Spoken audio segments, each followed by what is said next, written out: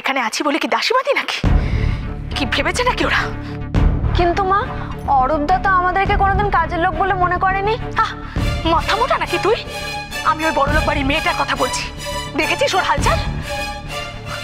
বলা নেই কমা নেই, সকালে ঘুম থেকে উঠে গটমট করে বরের সাথে বেরিয়ে গেল। আমি যে একজন বড় এখানে আছি তাকে বলার প্রয়োজন মনে করলো না। কি ভেবেছে বড় বাড়ি থেকে এসেছে বলে ধরাকে একেবারে সরাজ্ঞান করবে? না, সেটি হচ্ছে না। তুমি কি করবে মা? বৌদিভাইকে বকবে?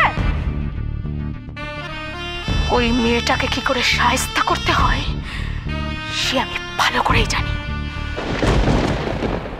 ছোট মা, সেদিনকে আপনি আমার কল লিস্ট চেক করার পরে আমার নিজেরই মনে হয়েছিল যে আপনি হয়তো ঠিক। আমি হয়তো সত্যি এই বাড়ির সম্মান রাখার মতো কোনো কাজই করিনি। তাই আমি নিজেকে একদম গুটিয়ে নিয়েছি। সারাদিন শুধু এই ঘরটার মধ্যে থাকি, নিজের বেবির কথা ভাবি আর ফল খাই।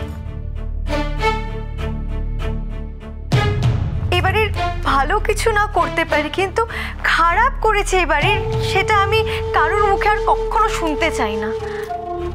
আমি তোমাকে বিশ্বাস করি ঝিলমিল, আর এটাও বিশ্বাস করি যে তুমি একদিন নিশ্চয়ই এই বাড়ির যোগ্য বৌমনি হয়ে উঠবে।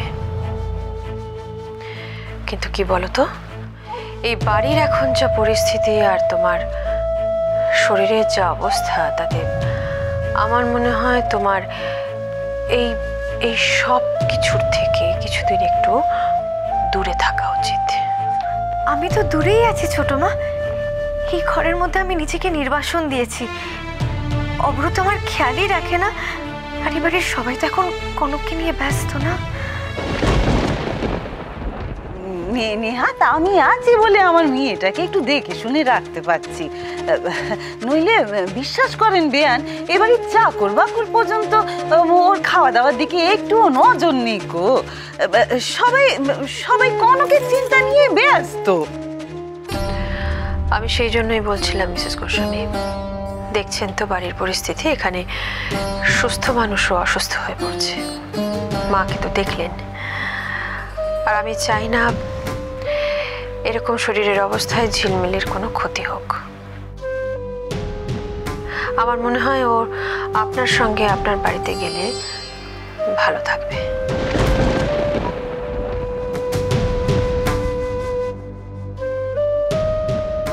ছোট মা, আপনি এরকম কেন বলছেন? আপনার কি এখনো মনে হয় যে আমি অপরাধী? মানে রাহুলকে জাস্ট কয়েকবার ফোন করেছিলাম বলে আপনি ধরে নিয়েছেন যে পুরো ঘটনাটার সাথে আমি সামহাও জড়িয়ে আছি?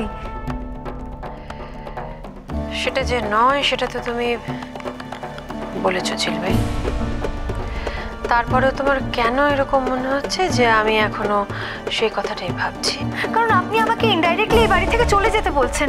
আচ্ছা, আমি কি এমন অপরাধ করেছি ছোট মা যে আপনি আমাকে এই বাড়ি থেকে সরিয়ে ফেলতে চাইছেন? হ্যাঁ, এই তো বড় কঠিন ব্যাপার। একদম ঠিক কথাই বলেছে তো। মেয়েরা বাকিতে চেপে শ্বশুর বাড়িতে আসে আর বেরোয় সেই একেবারে শেষ যাত্রায়।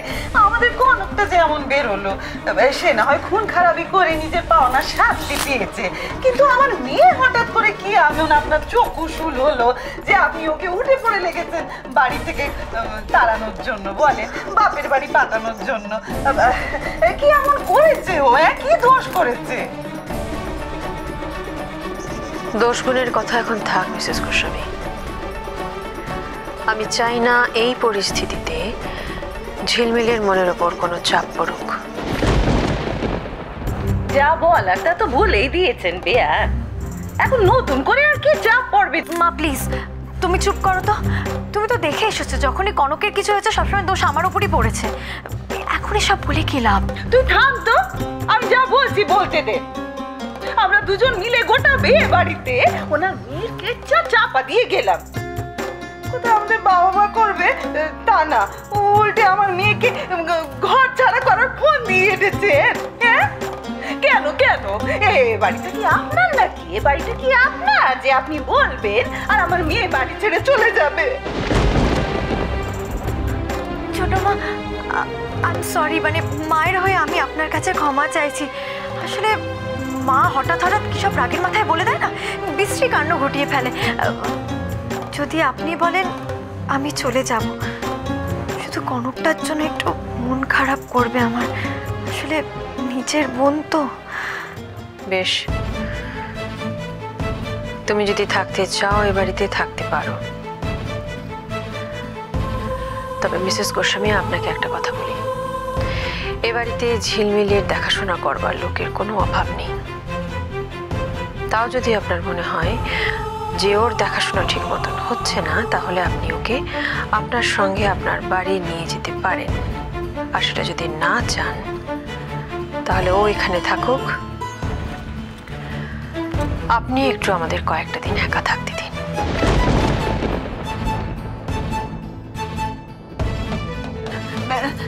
তার মানে আপনি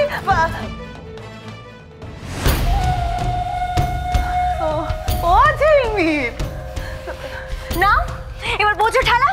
আমি বারবার বলেছি বেশি কথা বলো না, বেশি কথা বলো না। কে এত বাড়াবাড়ি করতে বলেছিল তোমাকে? আমি তো বেশ দিব্যি সামলে নিচ্ছিলাম। এবার হয়েছে, ঠালাটা নিজেই বোঝো। ছাড়ো তো।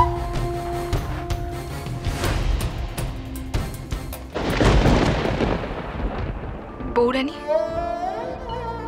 আজ তুমি আমাকে বলে দাও আমি কি করব। আমি যে কিছুতেই নিজেকে ক্ষমা করতে পারছি না। এত বড় একটা ঘটনার দায় কি এত সহজে ভুলে যাওয়া যায়? সব ঠিক হয়ে যাবে অলি।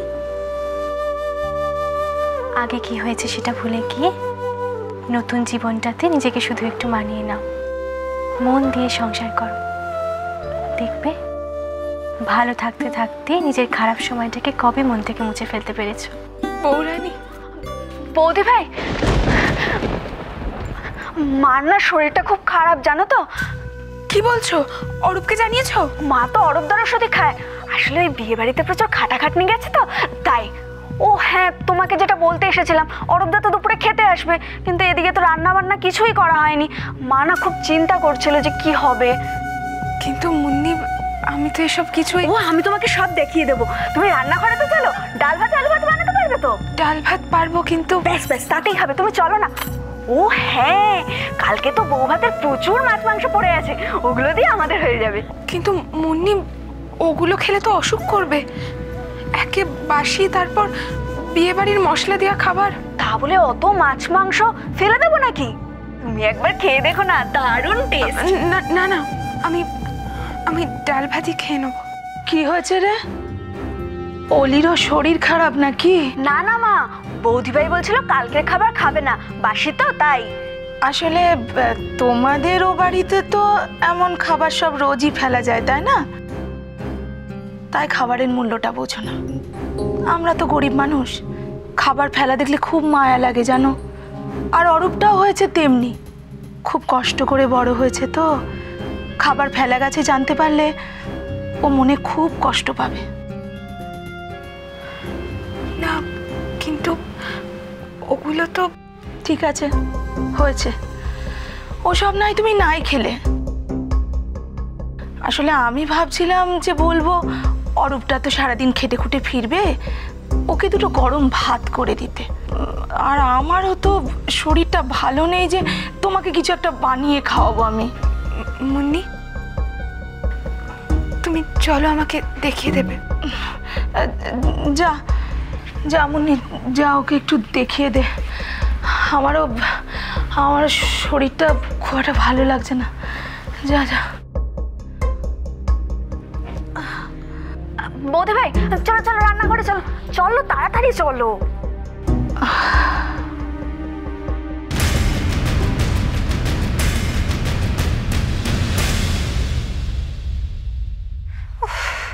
পার্থকে বলেছিলাম একটা ফোন করে জানাতে। আচ্ছা ছোটদা, ওরা কি কাজে বেরোলে পরে কিচ্ছু মনে রাখতে পারে না? আমরা এতগুলো মানুষ এখানে টেনশন করছি। আচ্ছা, কেন এত টেনশন করছিস? এখন হয়তো ব্যাপারটা মেটেনি। আর অনেক সময় হয় না, ওই সেকেন্ড হাফে কেসটা ওঠে, সেরকমই কিছু একটা। কিন্তু জামাইবাবু, আমার কাছে তো খবর ছিল যে বৌরানীর কেসটা ফার্স্ট আওয়ারেই উঠবে। যদি তাই হয় তাহলে তো এতক্ষণে খবর এসে যাওয়ার কথা, তাই না? তাহলে তুই তো তখন থেকে ঘর বার না করে একটা ফোন কর। কাকে ফোন করছিস? পার্থকে ফোন কর না। লাভ নেই কাকুমনি, আমি অনেকবার ধরে ট্রাই করছি, দাদা ভাই পিসু কেউ ফোন ধরছে না। এক্স্যাক্টলি, কেউ ফোন রিসিভ করছে না।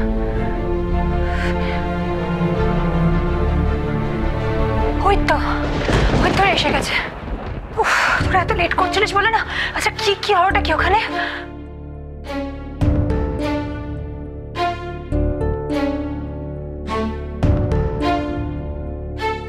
কনক কোথায় সাত্তকী?